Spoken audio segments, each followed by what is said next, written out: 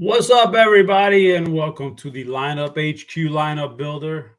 This one's for a four-gamer on Saturday and Sunday in the NFL this weekend. We're going to walk you through a little bit this weekend and talk about some players and just overload you with information. That's what we're here to do. So, back at it with Squirrel Patrol, John Breslin. He's here. It's a nice early morning for us. And if you have any questions, guys, get them in. We'll answer them. Otherwise, we're going to talk through these players. John, how you doing, man?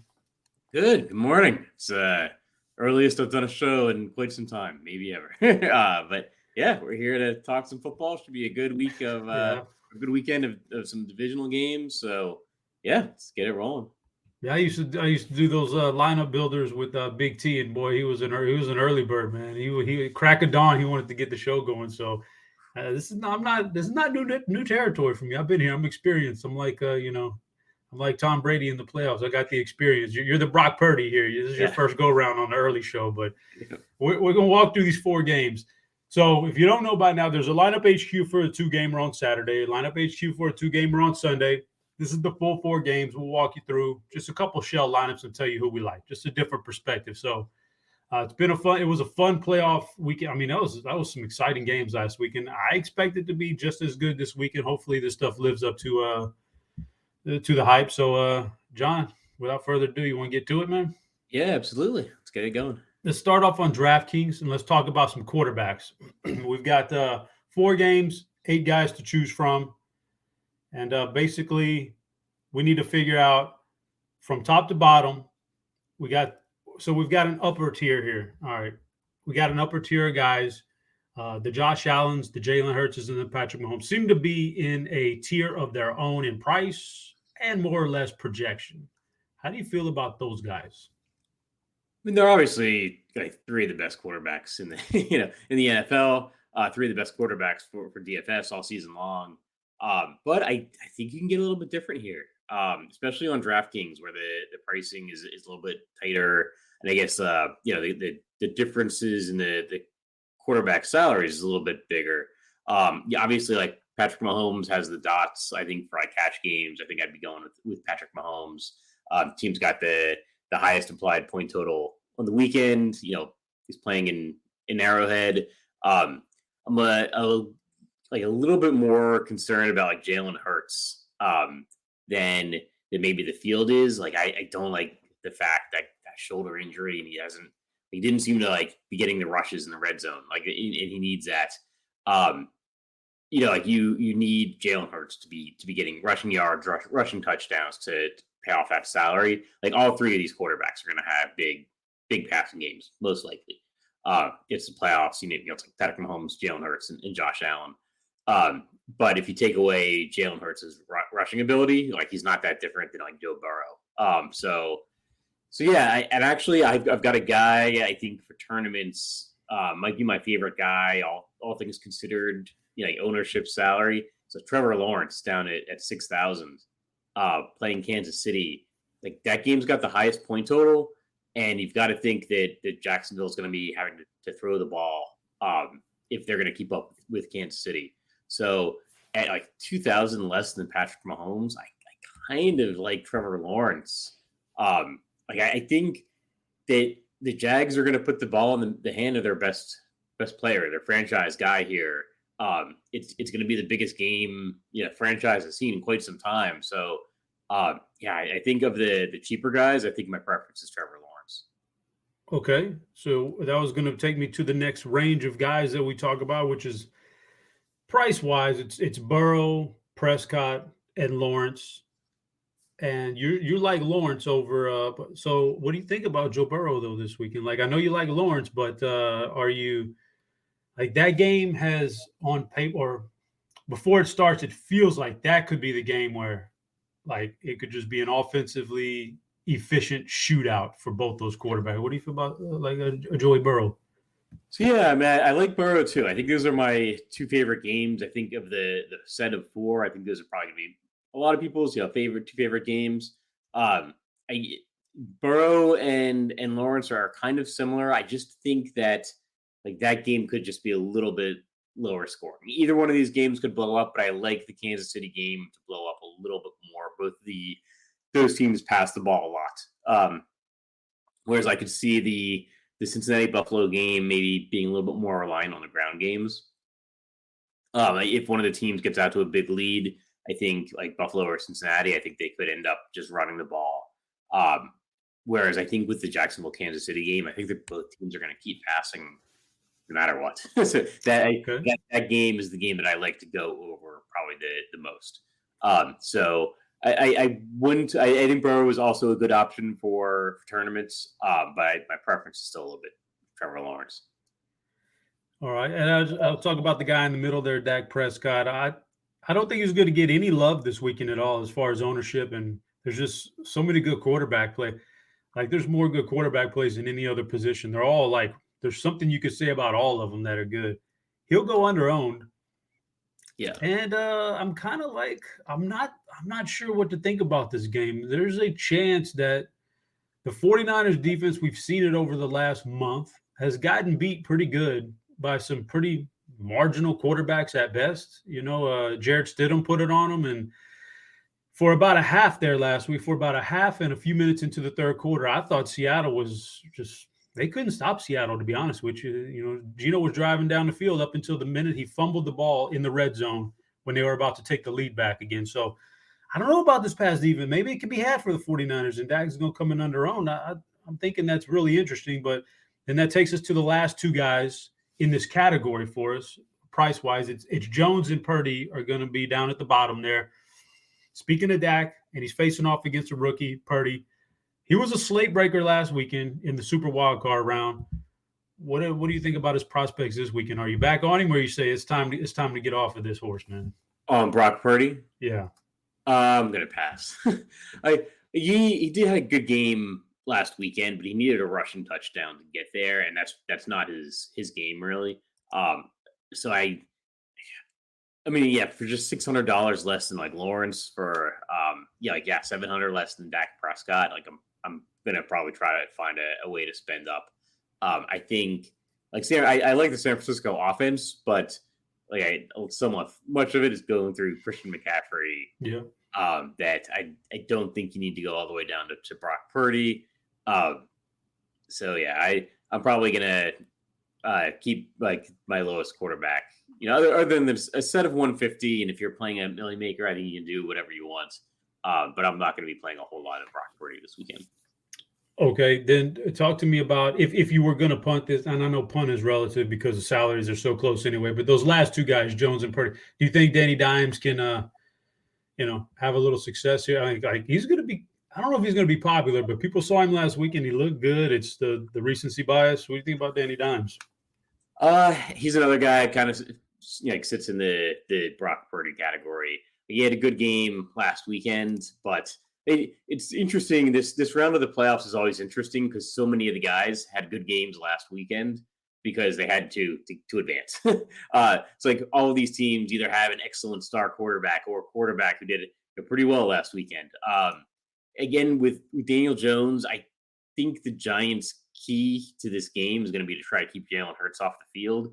And I think it's going to be that's going to be through Saquon Barkley, not necessarily through Daniel Jones. So, yeah, probably, I'm probably not going to be playing a whole lot of Daniel Jones and Brock Purdy. And if I'm spending down, it's going to be probably for Trevor Lawrence and maybe some Dak Prescott. So if we're building a DraftKings lineup right now, a little shell for the people, you're saying Trevor Lawrence is your guy. Yeah, I think if we're going to try to get a little bit different, I'm definitely going to have a lot of Patrick Mahomes, especially in cash games. I think you can make an argument for Josh Allen. Jalen Hurts probably my least favorite of the top three, just because of some of the injury concerns. I don't think are really factored into like the projections and stuff like that. So yeah, and then I think if we're going to get different and like for the purposes of the show, I think we can get a little bit different and maybe put in Trevor Lawrence. Fair enough. All right. Well, we got Lawrence in there. So let's talk about wide receivers then, so we can talk about maybe it's a 4-game slate. So where are you with pairing your wide receiver, quarterback, maybe even a run back on a 4-gamer as compared to a full slate or even a 2-gamer? Like where are you with that? Is it something you got to do, double stack, triple stack? What do you do? Generally, the less games on the slate, the more I like to stack. So I think like with this, I think you want to stack, Trevor Lawrence, and we're spending down a quarterback. So I would say that gives us a couple of opportunities. Like we can definitely, obviously want to pair Trevor Lawrence with one or two of his own receivers. Otherwise, he's not going to be the quarterback in the winning lineup. And then we also have the opportunity to maybe spend up at some runbacks, which is, the Kansas City guys tend to be a little more expensive. So I would definitely pair Trevor Lawrence with at least two of his own like receivers or tight ends. And the first guy I would look at is actually Christian Kirk. Okay, that was gonna be what we're talking about next. So you like Christian Kirk is your favorite target with him. I like Christian Kirk too. I think that they got three really good options, top notch options to stack with Trevor Lawrence if you're doing it. There's Kirk, there's Zay Jones, and there's Evan Ingram. So you want two of those three, or would you go one of the really good ones and then go cheaper with a Marvin Jones or somebody like that? I would start with Christian Kirk. I think this lineup will almost certainly end up with Zay Jones. But I like the idea. I don't want to jump ahead, but I really like the idea if we're using Trevor Lawrence, comparing him with Travis Kelce over Evan Ingram. And then we'll see what we end up with in the flex. This could end up being a two tight end lineup. All right, that sounds good. Let's double. That's what we like there. We're going to double stack. Now let's talk about some other wide receivers that maybe make our way in this lineup from other teams. We might as well talk about Kansas City real quick and see who maybe we could run that back with. Is your favorite pass like the most popular guy is going to be Kelce? Are you down with the Kelce at tight end, or do you feeling like maybe taking a wild stab on one of these other wide receivers? Yeah, the wide receivers of Kansas City tend to be hard to predict. You see Kadarius Toney with some of the dots there.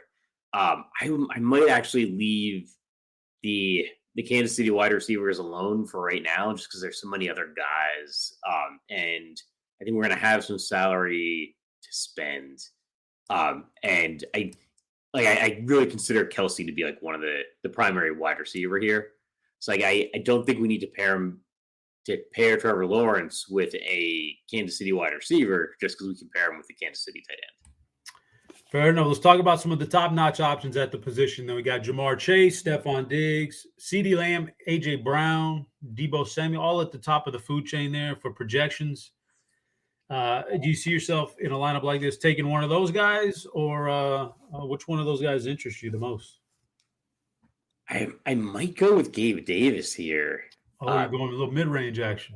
Yeah, and the thought process is if I'm playing Trevor Lawrence, like I'm skipping over Josh Allen, and that's a big deal. So I want to get a wide receiver that I think like could give Josh Allen a big score, but I want to have the wide receiver because I'm using a different quarterback. Because I think the quarterback I'm using could outscore him, or at least on a point per dollar basis. Like I think Gabe Davis is that guy to give Josh Allen a big explosive game, but I'm going to take Gabe Davis, hoping that Trevor Lawrence also has a really big game, if that makes sense, right? Like I'm trying to cover my exposure to not having Josh Allen by having Gabe Davis. Yeah, definitely makes sense, and I like the way it's going to take shape here. Let's just talk about. Let's plug him in then. I like it, man. I don't want to not have exposure to the Buffalo side of that game, and like you said, we don't have Josh Allen here, so let's plug in. Gabe Davis, Zay Jones. We got a double stack. We've got a bring back right now, or we don't have a bring back. Well, we know it's probably going to end up being Kelce. We'll talk about it in a minute. Let's just hit on a few other wide receivers before we jump out of the category and see. So those upper echelon guys I mentioned, like do you see yourself playing at least one of those guys in most of your lineups, or would you rather spend at running back, which we haven't talked about yet? But if you had to spend up, are you more of a running back spend up this week or wide receiver? Probably running back, just because I like Christian McCaffrey. And I like both McCaffrey and Saquon Barkley. And I think that's going to be tough to afford if you're also really spending up at wide receiver. I mean, obviously, any of these wide receivers could break the slate. I think my favorite of the pricier guys is going to be Jamar Chase. maybe then CeeDee Lamb just because of both ownership and like I think Lamb could see a big concentration of the Dak Prescott air yards, right? So I think Jamar Chase is my favorite of the spend ups at wide receiver. It's just going to be tough to afford him. Yeah, and like, you see CeeDee Lamb there. Like that's one of the reasons I don't think you necessarily need to go Dak Prescott if you're spending down a quarterback. So I think you can just pick CeeDee Lamb. And it's unlikely that Dak has a tremendously good game without CeeDee Lamb. Yeah, maybe. Or maybe he runs for 100 yards. We don't know. It's football, right? Like that's just the way it is. But I'm with you right there. I like those guys too. They're very interesting. And let's talk about a few other guys. Let's talk about the Philly game real quick. We didn't really hit on those wide receivers because on one side you have Philly, who's projected to score a lot of points. They got a couple wide receivers. They got a couple really good ones. It's the Giants I'm intrigued in because they have 3 wide receivers. They're all super cheap. They can all be like the number one guy on any given week.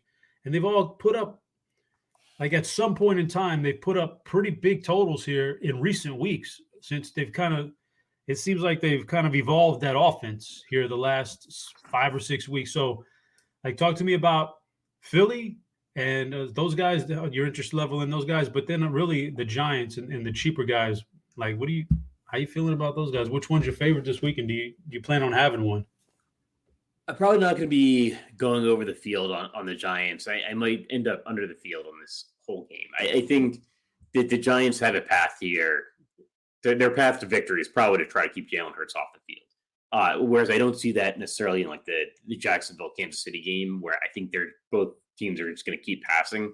Like I think, like for the Giants, if they want to try to win this game, they maybe want to keep Jalen Hurts off the field, and that's going to be a lot of Saquon Barkley runs. And like for most of the season, the Giants just kind of played things close through most of their games and tried to eke out a win at the end. So I'm probably going to be under the field on the Philly and the Giants wide receivers. Fair enough. Just to round out the category here, I'm kind of a fan of Richie James this week. You know, I feel like if there's one guy that's going to beat this Philly defense, I think it's going to be James. It's just been, you're kind of like taking a stab in the dark with these guys, man. But I think it's a Richie James week. Don't quote me on that. To the Dallas game, I like the CeeDee Lamb exposure, and a run back for that, Brandon Ayuk. I think it's an Ayuk week, but again, there's a lot of weapons for San Francisco, and it's tough to pin them down. So I think that's where we are. Let's go to tight end real quick because I think it's pretty cut and dry with this lineup, and then we can hit on some other guys. This feels like it's got to be Kelsey in this lineup, right? I think so. I think this lineup is saying that Kelsey's having a big game. That's causing Jacksonville to pass to catch up. Fair enough. The other tight ends, there's probably a huge drop off here. We're expecting playoffs, Kelsey to step it up and all that good stuff. He kind of doesn't really put it together too much in the regular season anymore, but the playoffs should be that time. So a big drop off here. But if you're gonna, first of all, when you go into your LineupHQ and your settings, are you keeping double tight ends a possibility in GPP, or is it just one tight end for you this week? I think you can play multiple tight ends. And it's like, I don't know, like these guys are pretty good, at catching the football. So like, you could absolutely see like Travis Kelce and Evan Ingram both having big games, right? Like that would not be a surprise. You could see like Dallas Goedert and George Kittle having big games. Dalton Schultz is in there as a receiving threat. This is a pretty good tight end selection. The other guys, if I really need to save salary, maybe I'm looking at like Dawson Knox and Hayden Hurst. I'm going to look at those guys more if I'm using the quarterback in that lineup. The top 4 guys can really, they could put up big yardage games and big touchdown games. Like a lot of these tight ends tend to be like touchdown dependent. Like if they don't get a touchdown, they probably aren't landing on the optimal lineup, and it's more about salary savings and stuff like that. Like not with this group of tight ends, like Travis Kelce, Dallas Goedert, like any of these guys could kind of break a slate. Like it wouldn't be shocking to see any of these guys get 100 yards and get 8 receptions, 100 yards, and a touchdown. I agree. When it's a full slate, I'm not taking a tight end in the flex. But on this little 4-gamer, the way it sets up with these tight ends, these top 1, 2, 3, 4, 5 guys are basically glorified wide receivers, man. They can put up wide receiver numbers. So I'm with you 100%. That's a setting I made last night, was to include one of those 5 guys in the flex if the optimizer so chose to put one there. So let's just hit on the other ones real quick. Kelsey, the cream of the crop. I'm kind of a fan of Godare this week. I think there's a chance that one of those pass catchers for Philly, like one of them has to get there. AJ, Devontae, or Godare. One of them has to get there for these guys to, win this game against the Giants. I think it may be him. I'm not as high on Kittle, Ingram, and Schultz as Godare, but they're okay. What do you think about those 5 and any other salary savers you might want to talk about before we move on? So obviously for the purposes of this lineup, I like Kelsey and Ingram. George Kittle there might be some recency bias there. He might end up being a little bit overowned. He's obviously had some big games kind of down the stretch. I don't know if that's going to continue so much now that they've got everybody back.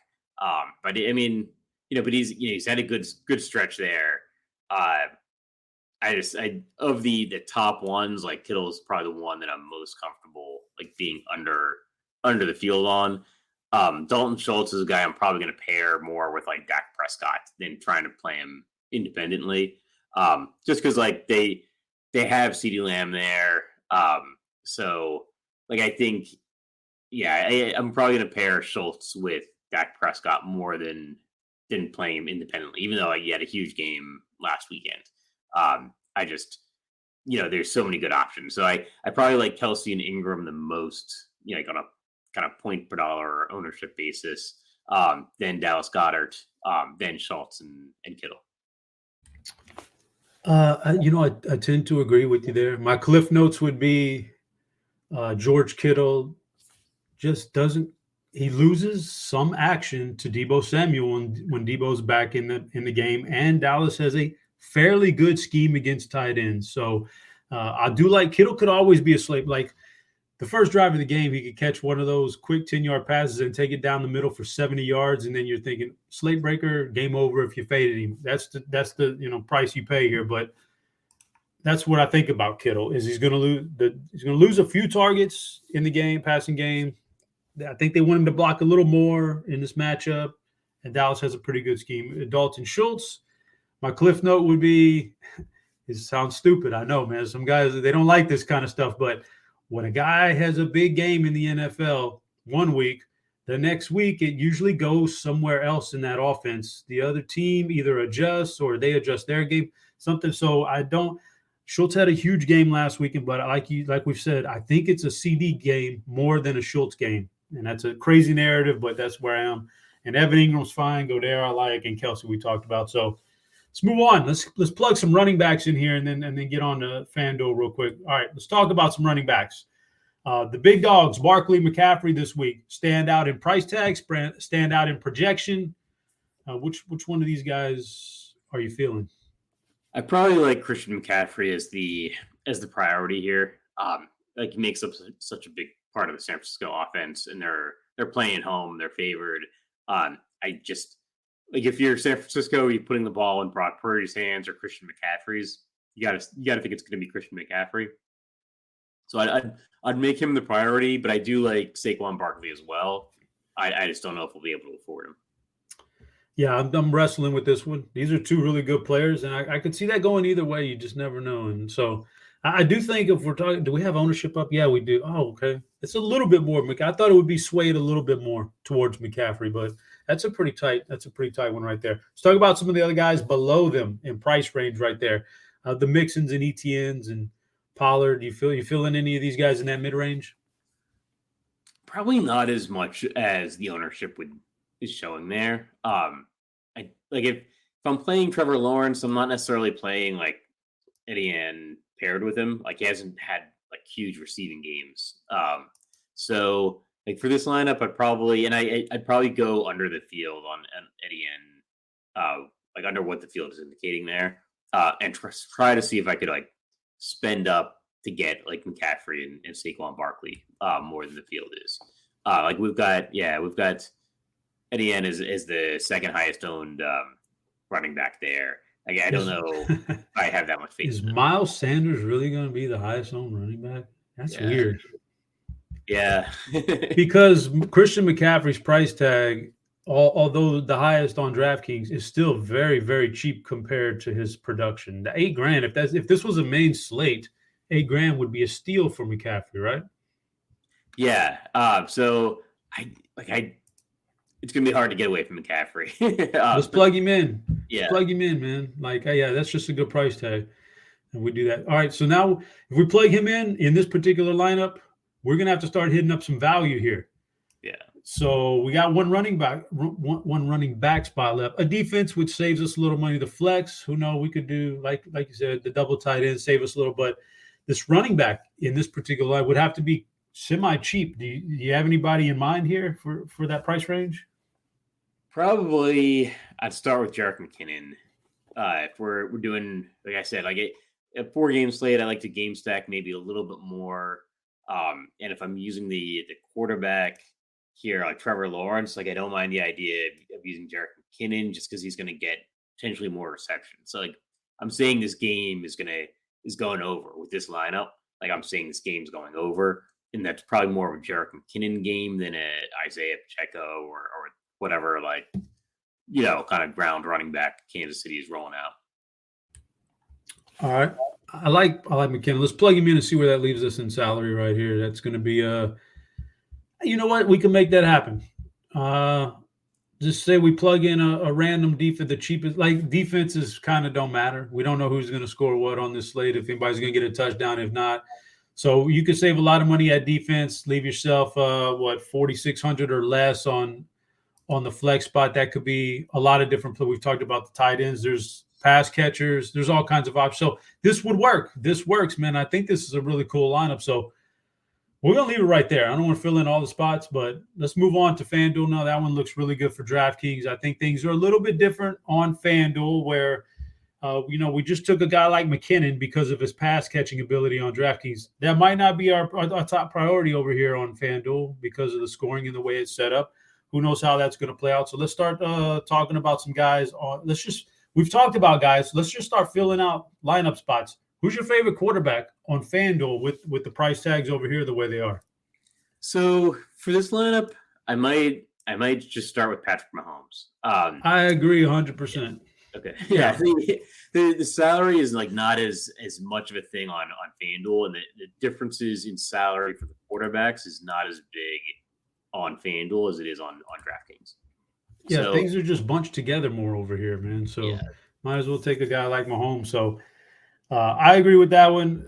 It's just not that big of a gap between, let's say, Mahomes and all the way down to Purdy. It's just not that big of a gap. So let's do that. Mahomes. So if we're plugging him in there, are we double stacking? If one of them's got to be Kelsey, though, right? I'd start off with Travis Kelce. That's going to be pricey. But yeah, I think we can go ahead and do it. We'll just hunt for some touchdowns. Are you feeling a double stack? You want to take a shot at a cheap wide receiver? I think there's options over here on FanDuel where we're looking for touchdowns. We're hunting for touchdowns. And I think KC has a few guys in the receiving core that may not get like the volume and the PPR on DraftKings, but man, they are a threat to score a touchdown. And that could be enough to get you dang near in the optimal. So I kind of feel like maybe we abandon McKinnon here and we go with another pass catcher. I'm looking at those receivers for KC. And so let's go not Juju. Juju, I think, is more of a volume guy and, middle of the field. He's going to work and get 7, 8, 9 targets and all that. I want a guy who can catch a touchdown. Like the guy who's just been popping out is Kadarius Toney. Yeah. And Mecole Hardman's still out. He's already ruled out this week again. So Toney, just watching him when he's on the field and he's healthy, he's a guy they hunt in the red zone, man. They seek him out. I think it saves us a little money. What do you think about the Kelsey-Toney stack?